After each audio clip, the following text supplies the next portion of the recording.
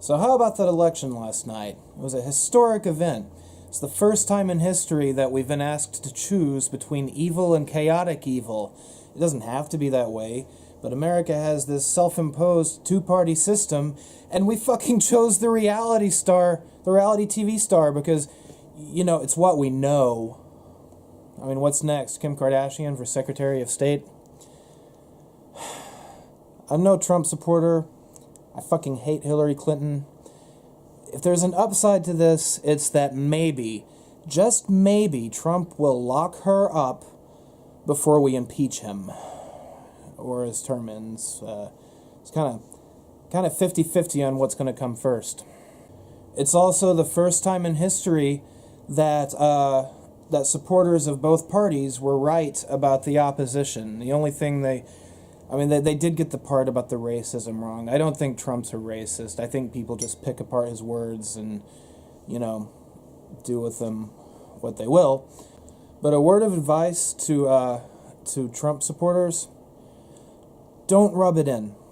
Okay, don't rub it in to the Hillary supporters.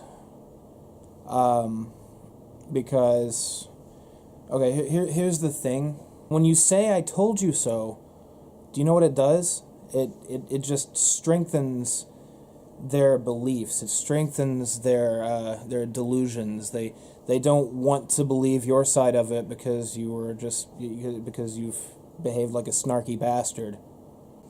That being said, there will be a slideshow uploaded here in the next hour or so of Hillary supporters crying. That's the thing. I hated both candidates, but at least the Trump supporters are tolerable.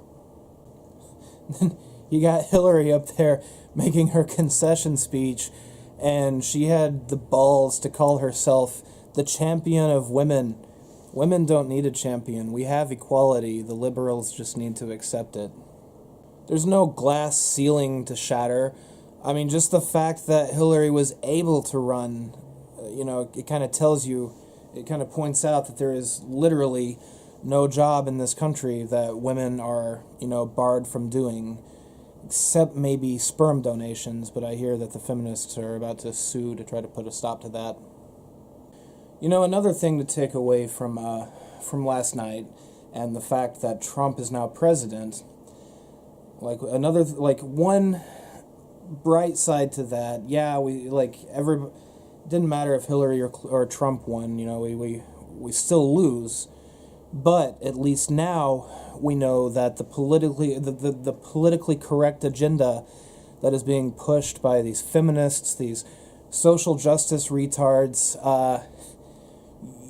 you can't force that stuff. It's like a virus, and now the common sense is starting to build up a little bit. I mean, it's still not quite there yet. We did elect a reality TV star as president, but at least now we know that the liberal, politically correct bullshit is not something America wants, and we're ready to reject it.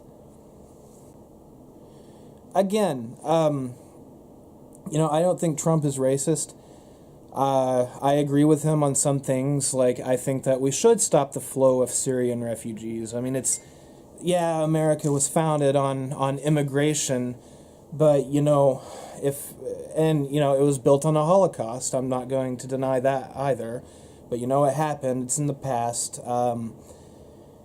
But here's the thing. Let's say there's a house, okay? It's a three-bedroom house, okay? And 4 separate people move into it. And then, you got people over here, they're wanting to live in the same house, and eventually it just gets too crowded. And it's not that we should stop all immigration, but we should get a tighter grip on it. Do background checks before anyone is allowed in. I've been thinking a lot about that wall, too. I don't think that's a good idea, because here's what's going to happen. They're gonna build tunnels under it, and, it's just going to be a big thing. People will be, selling their bodies, volunteering to have, drugs implanted into their stomachs and things like that, just for safe passage through these tunnels. The cartels and all the criminals over in Mexico, not all of them by any means. They don't have any more criminals than we do. Well, okay, that's probably not true. But the point is, the criminals that are there they would extort these tunnels. Right now, anyone can just go across the border, but if they build that wall, the criminals will have control of who comes through. Anyway, that's all for this episode. Stay tuned.